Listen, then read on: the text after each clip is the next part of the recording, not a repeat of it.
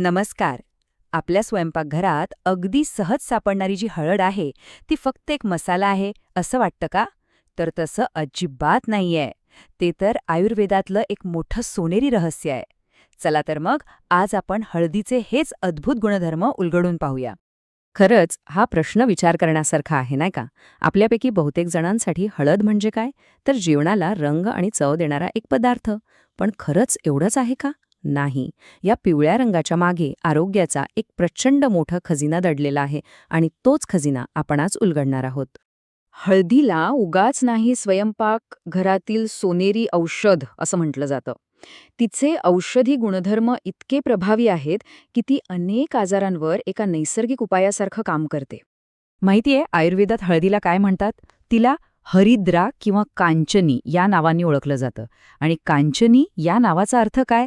तर सोन्यासारखी कांती देणारी. बघा, ही नावं ऐकूनच आपल्याला हळदीचं महत्त्व आणि तिची प्राचीन ओळख लक्षात येते. हळदीचा एक सगळ्यात भारी गुणधर्म म्हणजे ती दुहेरी फायदा देते. म्हणजे ती आपल्याला आतून निरोगी ठेवते आणि त्याचवेळी बाहेरून आपलं सौंदर्य खुलवण्यासाठी सुद्धा मदत करते. चला बघूया हे होतं तरी कसं. तर हळदीचा सगळ्यात महत्त्वाचा गुणधर्म आहे तो म्हणजे ती आपली रोगप्रतिकारक शक्ती म्हणजेच आजारांशी लढण्याची जी आपली ताकद आहे ना ती वाढवते. तर हे काम होतं कसं? बघा, हळदीमध्ये अँटी कॅन्सर आणि अँटीऑक्सिडंट असे शक्तिशाली गुणधर्म आहेत. हे गुणधर्म आपल्या शरीराला आतून स्वच्छ आणि एकदम मजबूत बनवतात. आणि यासाठीचा उपाय तर इतका सोपा आहे की काय सांगू. फक्त रोज रात्री झोपायच्या आधी दुधामध्ये चिमूटभर हळद टाकून प्यायची. बस, एवढ्यानेच शरीराची रोगांची लढायची शक्ती नैसर्गिकरित्या वाढते. आणि फायदे इथेच नाही थांबत. पचनापासून हृदयापर्यंत हळद अनेक प्रकारे मदत करते. ती यकृताचं कार्य सुधारते, ज्यामुळे आपलं अन्न व्यवस्थित पचतं. इतकंच नाही तर ती एक नैसर्गिक ब्लड प्युरिफायर म्हणजे रक्तशुद्धीकारक म्हणूनही काम करते, ज्यामुळे कोलेस्ट्रॉल कमी होऊन हृदयाचं आरोग्य चांगलं राहतं. चला, आता शरीराच्या आतून थोडं बाहेर येऊया. त्वचेवरचे मुरूम किंवा डाग ह्याने तर खूप जण त्रस्त असतात. तर यावर सुद्धा हळद एक उत्तम उपाय आहे. त्वचेसाठी एक सोपा आयुर्वेदिक उपाय हवाय? तर मग एक काम करा.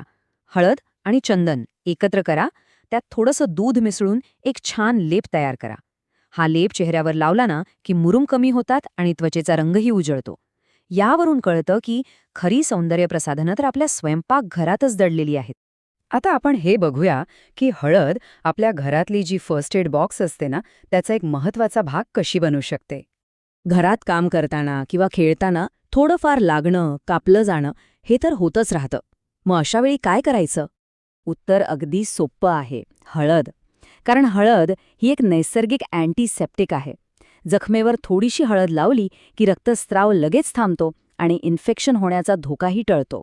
कधी कधी मुकामार लागल्यामुळे किंवा सांधेदुखीमुळे शरीरावर सूज येते आणि खूप वेदना होतात. यावरही हळदीचा एक प्रभावी उपाय आहे. यासाठी फक्त 2च गोष्टी लागतात, हळद आणि चुना. या दोन्हींना एकत्र करून त्याचा लेप जिथे सूज किंवा वेदना आहेत ना तिथे लावला की लगेच आराम मिळतो. हा एक पारंपरिक पण खूपच गुणकारी उपाय आहे. हवामान बदललं की सर्दी खोकल्याचा त्रास सुरू होतोच. अशावेळी लगेच अँटीबायोटिक्स घेण्याऐवजी हळदीचा वापर करून बघा, कारण तो एक रामबाण उपाय मानला जातो. सर्दी आणि खोकल्यामुळे नाक बंद होणं किंवा श्वास घ्यायला त्रास होणं हे किती त्रासदायक असतं, नाही का? यावर एक सोपा घरगुती उपाय म्हणजे गरम पाण्यात चिमूटभर हळद टाकायची आणि त्याची वाफ घ्यायची. यामुळे बंद झालेलं नाक लगेच मोकळं होतं आणि खूप आराम मिळतो. आणि सर्दी खोकल्यासोबत अनेकदा घसा खवखवण्याचा किंवा दुखण्याचा त्रासही होतो. अशावेळी एका ग्लास कोमट पाण्यात थोडी हळद आणि सैंधव मीठ टाकायचं आणि त्याच्या गुळण्या करायच्या.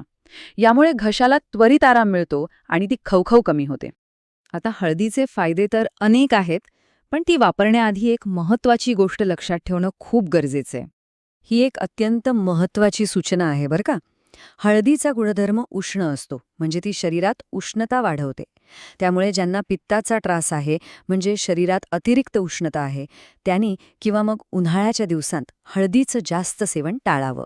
म्हणतात ना, कोणत्याही गोष्टीचा अतिरेक टाळलेलाच बरा.